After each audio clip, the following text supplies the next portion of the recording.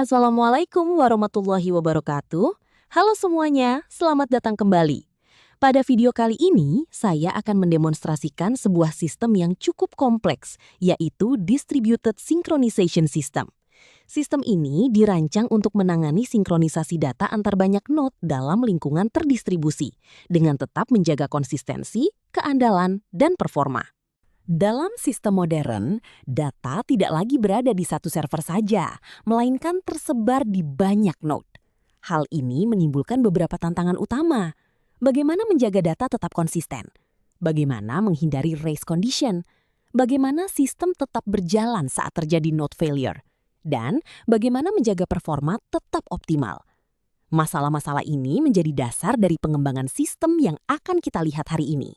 Sistem ini terdiri dari beberapa komponen utama. HTTP API Server sebagai interface client, Distributed Log Manager, Distributed Queue Service, Cache Coherence System, dan yang paling penting, Raft Consensus Protocol. PIN, Teori Distributed Systems. Dalam teori distributed systems, sistem terdiri dari beberapa node yang bekerja sama tetapi tidak berbagi memori, sehingga komunikasi dilakukan melalui network. Komponen inti dari sistem ini adalah Raft Consensus Algorithm. Teori konsensus algorithm. Konsensus digunakan untuk memastikan semua node memiliki state yang sama. Raft bekerja dengan konsep leader menerima semua request, follower mereplikasi data, majority voting untuk commit. Jika leader gagal, sistem akan melakukan leader election secara otomatis. Keunggulan Raft dibanding Paxos adalah lebih mudah dipahami, lebih terstruktur, log replication jelas. Selanjutnya adalah Distributed Log Manager. Teori Mutual Exclusion. Digunakan untuk memastikan hanya satu proses yang mengakses resource tertentu. Jenis log, exclusive log, satu klien, shared log, multiple reader, deadlock detection. Teori deadlock. Deadlock terjadi saat proses saling menunggu resource. Solusinya, wait for graph cycle detection. Komponen berikutnya adalah distributed queue service. Teori message queue.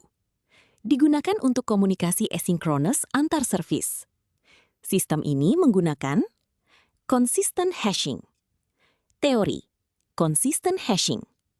Digunakan untuk mendistribusikan data secara merata ke node.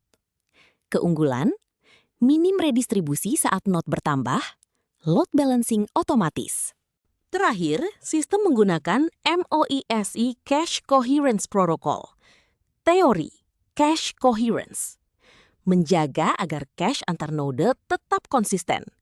MOISE terdiri dari modified, owned, exclusive, shared, invalid. Ini memastikan tidak ada data stale di sistem.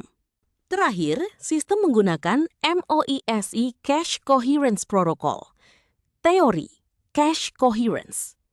Menjaga agar cache antar node tetap konsisten. MOISE terdiri dari modified, owned, exclusive, shared, invalid. Ini memastikan tidak ada data stale di sistem. Sekarang kita masuk ke demo. Langkah setup, clone repository, install dependencies, jalankan Docker Compose. Dalam beberapa detik, kita mendapatkan klaster 4 node aktif. PIN, teori, containerization. Docker digunakan untuk isolasi environment, konsistensi deployment, skalabilitas.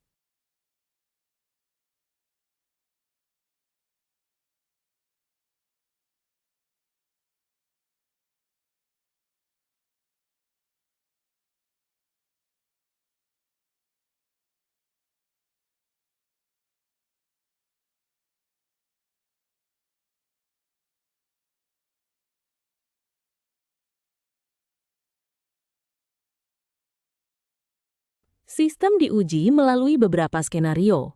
1. Raft Consensus Test.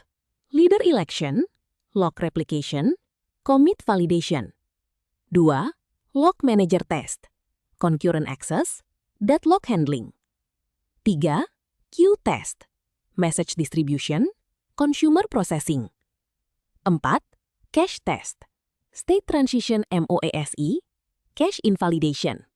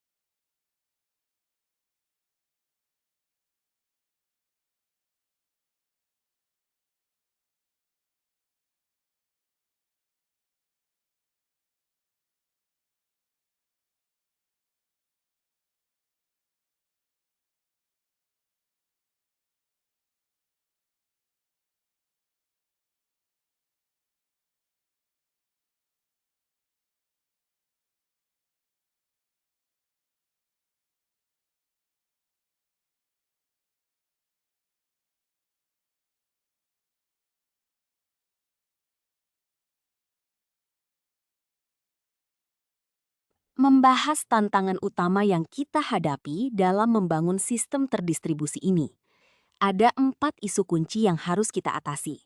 Menjaga konsistensi data saat terjadi masalah jaringan, mencegah race condition tanpa mengorbankan throughput, menangani kegagalan node agar pemulihannya tetap deterministik, dan menjaga performa agar latensi tetap rendah pada skala besar. Untuk menjawab tantangan tersebut, desain arsitektur kita dibangun di atas 4 pilar tujuan. Memberikan konsistensi yang kuat untuk operasi kritis, memastikan reliabilitas yang toleran terhadap kegagalan node, menghadirkan skalabilitas melalui sharding dan autoscaling, serta memastikan performa optimal melalui optimalisasi cache. Lalu, bagaimana aliran kerjanya? Permintaan dari klien akan masuk melalui API Gateway menuju service layer. Di sini kita menggunakan desain modular, bisa berupa microservice atau sidecar yang terdiri dari komponen koordinasi penting, log service, queue service, cache layer, dan konsensus layer berbasis Raft. Khusus untuk konsensus layer, kita menggunakan algoritma Raft. Alurnya berjalan lurus. Klien mengirim permintaan, leader mencatat dan mereplikasinya ke follower. Setelah mendapat persetujuan dari mayoritas atau majority act, barulah data tersebut di-commit. Ini memastikan data tetap aman meskipun ada node yang mati. Untuk mencegah bentrok data antar klien, kita mengandalkan distributed lock. Fitur ini mendukung mode eksklusif dan shared, dikawal dengan mekanisme safety berbasis list dan token untuk mencegah zombie locks, serta dijamin oleh mekanisme liveness yang memiliki deteksi deadlock otomatis. Selanjutnya pada sisi operasional, queue system kita dirancang menggunakan sharding yang menjamin pengiriman pesan antrean tanpa duplikasi. Untuk cache, kita mengimplementasikan protokol koherensi MOASI yang secara otomatis mengelola status cache agar semua node selalu membaca data yang paling update. Sebagai ringkasan, solusi yang kita tawarkan adalah sebuah sistem komprehensif yang menggabungkan keandalan Raft, keamanan distributed locking, ketangguhan antrean replikasi, dan efisiensi cache MOASI. Arsitektur ini memberikan 4 keunggulan kompetitif bagi sistem kita, yaitu sangat konsisten, tahan gagal dari gangguan node, mudah diskalakan seiring pertumbuhan user, dan beroperasi sangat cepat dengan latensi rendah. Dengan fondasi ini, sistem kita sudah siap diimplementasikan pada environment terdistribusi. Terima kasih atas perhatian Anda. Mari kita lanjutkan ke tahap diskusi teknis untuk memastikan solusi ini berjalan optimal. Sebagai penutup, sistem ini berhasil menunjukkan konsistensi kuat dengan Raft dan MOSI, reliability tinggi dengan replication, skalabilitas linear, performa stabil di bawah load tinggi. Sistem ini sangat relevan untuk distributed database, microservices architecture, cloud systems. Terima kasih.